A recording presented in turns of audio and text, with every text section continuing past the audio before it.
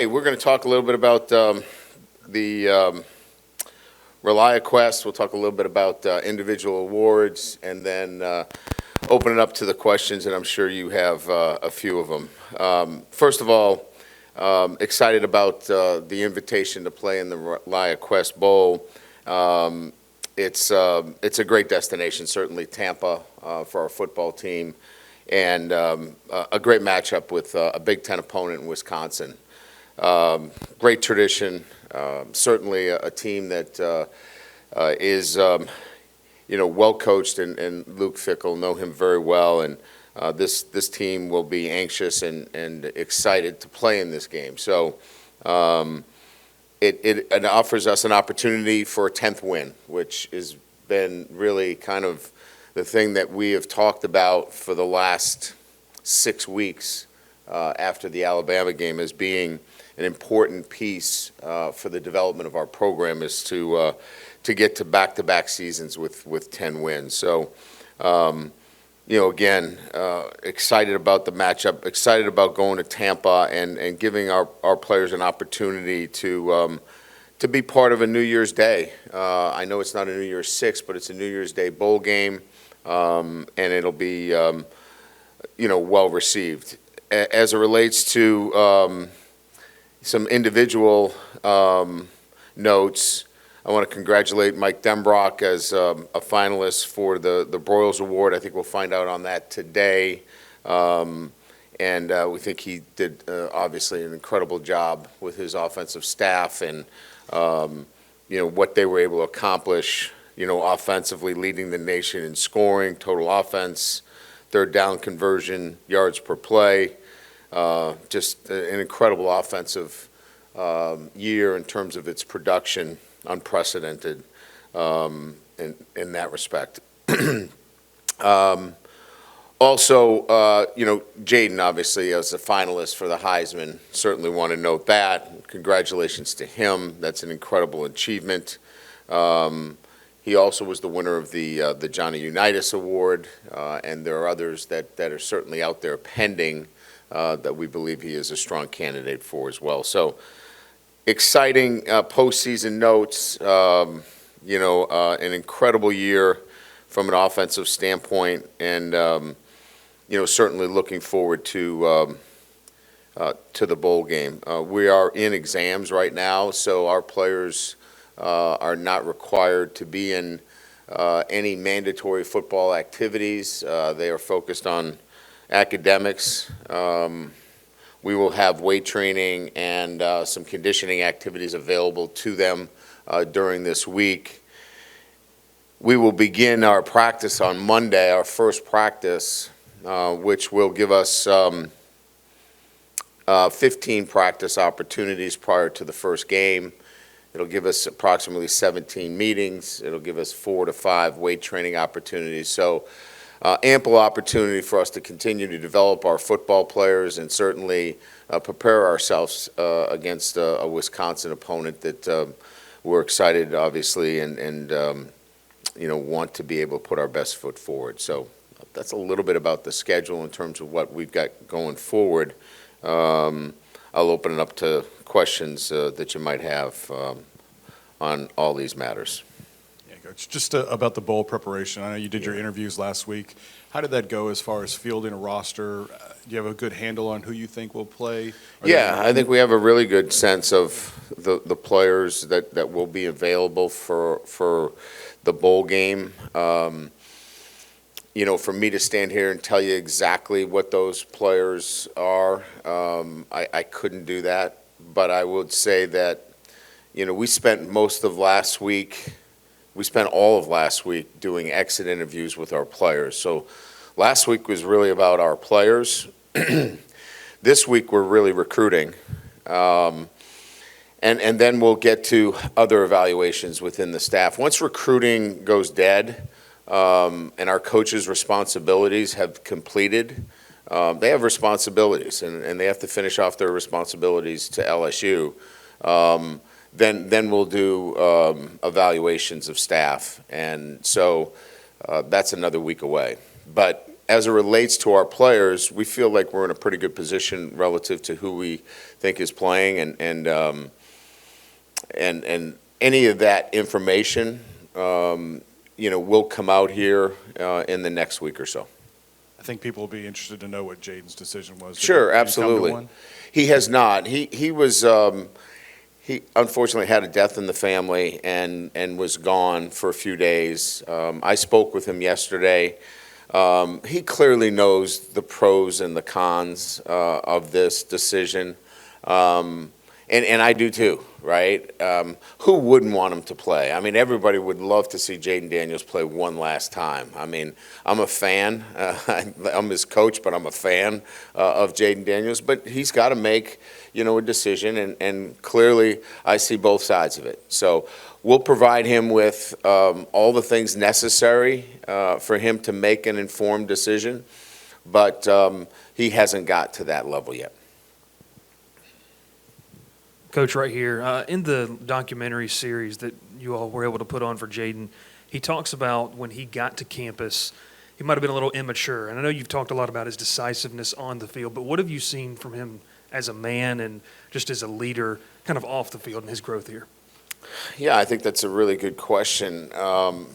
Look, you hope and you want to design a culture and an atmosphere for your players on a day-to-day basis to be held accountable, to make good choices, and to be surrounded by others to do the same thing. And I think his time here has allowed him to strengthen, his accountability, his choices, and that's what we have tried to, put forth since we got here. And I think he's a product of that, and he's influenced others around him. So you know that you're making progress within your program when you see the maturation of a guy like Jaden Daniels, because not only does it happen off the field, it happens on the field. And that's what we keep trying to tell our players. Like, what you do in the classroom and how you handle yourself on a day-to-day basis will have a direct correlation to what you do on the field. And he is that example of how he's handled himself off the field, how he handles himself in his day-to-day routines, has had a direct correlation in the way he's played the game. Ryan, obviously, as you've talked many times, the goal is to win, to get that 10th win. But as coaches are increasingly faced with players opting out and that sort of thing, and you have to maybe look forward to developing players for the future. So how do you balance the two? I mean, you're kind of forced to, but how do you balance the two with a bowl game now? Well, you're offered ample time to do that. I mean, if you really look at our schedule, beginning Monday through that entire week, that's really a transitional week for us to develop our players. And that entire week is going to be an opportunity to take some of the younger players that need more finishing and more developing and get them a lot of work. The following week, we can get to work on Wisconsin and then duplicate that work when we get down to the bowl site. So really, it's 2 weeks of Wisconsin work for those guys that are going to be playing a lot, and then a full week of development, technique work, and repetition for younger guys that need more development. Now, they may transition right into, first team, second team reps during those Wisconsin preparation periods as well. But that first week is when we'll really focus on the development piece in this process. Coach, you're still in the process of evaluating your assistant coaches in terms of who will be Yes. retained and if there are any changes? Yes, sir. Yes, sir. And look, 9-3, we're here to win championships. And so our defense did not play to the level that our standard is set at. Look, nobody is happy, including everybody on the defensive side and the head football coach, that we didn't play the kind of defense necessary. I'm not happy about it. Nobody's happy about it. Our fans shouldn't be happy about it. And we have to do things to make sure that doesn't happen again. But to say that we're just addressing it now is is just not correct. We started addressing it after the Mississippi State game, the Mississippi game. That's when addressing our defensive shortcomings began. And so this process has been ongoing. You know, it's not like all of a sudden, hey, by the way, you got to fix the defense. This has been ongoing, and this process has been one where we feel the pain of everybody, because we feel it too. And it cannot be the kind of defensive performance we had this past year. It's got to be better, and it will be better. Can you just share a little bit in terms of it's a blend of coaching and personnel, or both need to be improved, or what do you think there? I don't think that I've ever – look, here's what I can tell you. I was 3 games into a season in 2016 in Notre Dame. I had to fire my defensive coordinator, and he was in my wedding. Those aren't easy decisions, okay? I'm not afraid to make those decisions. And I'm going to do what's best for LSU's football program and the pursuit of a national championship. But I'm going to do it informed. I'm going to do it for what's best for the program, because it's involving players, it's involving coaches, it's involving all things as it relates to being more successful as a defense. So it's not on one person. It's collectively. And so if it was that easy, you know, we would have been in a different place. Like I said, I went 3 games into a season and made a change in the leadership. If it was that easy, those decisions are a lot easier. Hey, Coach. Yes, sir.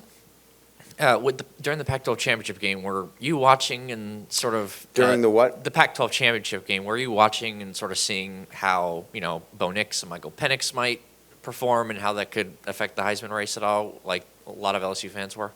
I'm a Jaden Daniels fan. I was watching the game too. Yes. I was not looking for anyone not to succeed. I wanted them to play their very best. I was looking for a great game. And that I was looking for both teams to play at their very best, but I wanted to see, how he measured up to who were going to be his chief competition, because I hadn't watched him play all year. It wasn't that I had this opportunity to sit down and watch Oregon play or sit down and watch Washington play. So it was an opportunity for me to sit and watch both of them play. And my unbiased opinion is Jaden Daniels is the best player in college football. Coach, as far as the transfer portal, interior defensive linemen, defensive backs, et cetera, have you made a decision? Do you know if you want to find a transfer portal quarterback? And if so, is that a tricky situation? And do you discuss that with Garrett Nussmeier and the rest of the room? Look, I mean, all the questions that you bring up relative to the transfer portal, you answer them as well. Like, your question had an answer to it, right? Look, this is a world that we live in that is got to be handled with transparency. If not, you're going to find yourself without the right personnel. So if we were to ever do anything in the transfer portal relative to a quarterback, we're talking to everybody in that room. And we're talking to recruits. We're talking to everybody. It is about transparency. It's about honesty, and it's about saying, if we're doing that, here's why we're doing it. And then making a decision and doing it. Because, again, the most important thing here is what's in the best interest of LSU's football program, not what's in the best interest of a singular person. So everything that we do in the portal is going to be to that end. It's just like I mentioned relative to coaches. I mean, this is not personal, okay? I know it has a personal end of it with families are involved, and they may have to pull their kids out of school, and they may have to move, and that's difficult. But this, at the end of the day, the decisions that I have to make are in the best interest of LSU's football program. Brian, following up on that defensive staff, would you like some level of continuity, especially at this stage of where y'all are at in the program? So those are all great questions that you look, at the end of the day, you have to factor all of those things in. You're 2 years in. You've developed a culture within your program, a way to communicate, a routine, habits, things that you want your leadership to espouse on a day-to-day basis. You have to factor those in terms of making a decision. But you also have to factor in the play of your defense. And are there things that are correctable, right, under that leadership? Are there things that are not correctable? So all of that has to be considered when making those kinds of decisions. Hey, Coach, just another portal question. Obviously, with the portal, it's crazy every year. It seems like there's even more players in it than last year. I think it's 1,183 as of last night at 11 o'clock. it- Am I right? Exactly. See, I'm not on this at all. I don't follow it. It's just something I do as a hobby. Yeah. I guess, you guys have obviously taken in double digits the last couple of years, but you've obviously expressed you wanted to be more selective. But with the portal being so crazy and hectic, how do you balance being more selective and looking at all those names that are in there, and just what have you learned, I guess, the last 2 years about that process and what you guys need to do to find the right fits? Look at our defense. We took 15 out of the portal, 13 played on defense. We were not a close group. That group was not a close-knit group because they were from, different parts. They hadn't played together. We saw how they played earlier in the season. We saw how they played later in the season. So I said it many times, it's a red flag when you have to do that. We don't believe that we have to do that. Will we have to take maybe a player here or there at a certain position? Most likely. So we are much more targeted. We're much more focused. The question was asked about, is it defensive line? Is it quarterback? It is much more in that. We were taking literally numbers on defense to really right the ship, if you will, relative to our defensive structure last year. We're not going to have to do that. Right now, we're counting 10 out of our 11 players with the most snaps coming back next year. Now, some might say, well, that's not such a great thing. We think it is because you have experience. We didn't have that last year. So that's where we are relative to the portal. I know you've talked a lot about roster retention, and a lot of coaches, they like these bowl games because it does give them those extra practices. In your experience, and maybe specifically for this year, how important are those 15 extra practices for the development of some of the younger guys that might not get the opportunities in October, November? They're important. Here's why they're equally as important as any other time. When we're balancing our roster, I'll give you an example. The Howard kid, right? We held on to him at the 3-game max until A&M. And then we put him in against A&M. He played pretty good. And so he used his 4th game in that last year. We're excited about playing him in the bowl game because he gets that extra game. And so that's what makes this even better, because once they gave us the extra game for the bowl, now you can play all of these guys that got to the limit of 4 and really let's see what they've got. Because now they're a full semester or almost a full year in your program, and they're ready to go out and compete. So I think that adds to it in terms of development and playing guys that have gotten their 4 games in.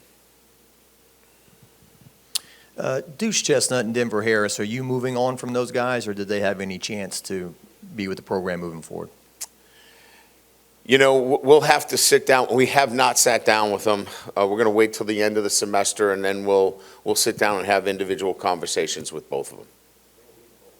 They will not. Hey, Coach, when you have players up for individual awards, especially an award like the Heisman, I guess what does that mean, impact-wise when you're going into the season of heavy recruiting right now?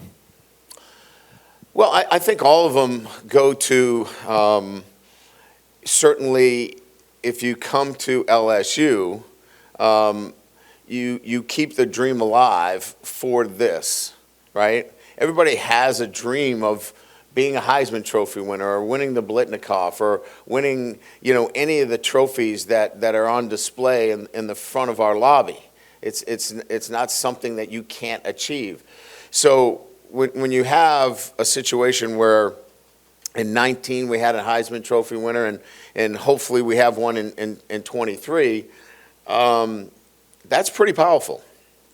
That's really powerful when you have two Heisman Trophy winners in such a short period of time, especially at the quarterback position. So I would not minimize the importance of that in the ability to recruit and the ability to retain.